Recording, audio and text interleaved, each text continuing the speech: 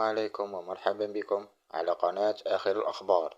إن كنت من المشاهدين الجدد لا تنسى الاشتراك بالقناة وتفعيل زر الجرس ليصلك كل جديد. شكرا.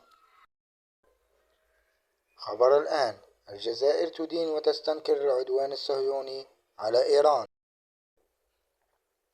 أعربت الجزائر عن إدانتها واستنكارها للعدوان الإسرائيلي السافر على الجمهورية الإسلامية الإيرانية. وجاء في بيان لوزارة الشؤون الخارجية أن هذا العدوان الذي ما كان ليكون لولا لا محاسبة ولا معاقبة ولا مساءلة التي يحظى بها المعتدي.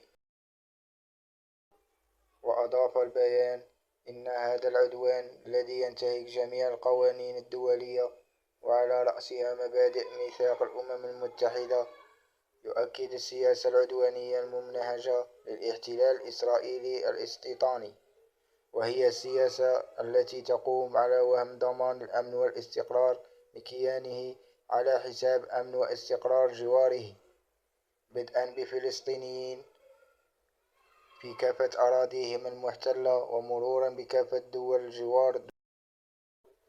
وتابعت وزارة الخارجية إن الجزائر وإذا تحذر من مغبة مجارات غطرسة وتجبر الاحتلال الإسرائيلي، فإنها تدعو المجتمع الدولي وبالخصوص مجلس الأمن الأممي إلى تحمل مسؤولياته الكاملة في العمل على حماية السلام والأمن الدوليين وفي وضع حد لسياسات الاحتلال الإسرائيلي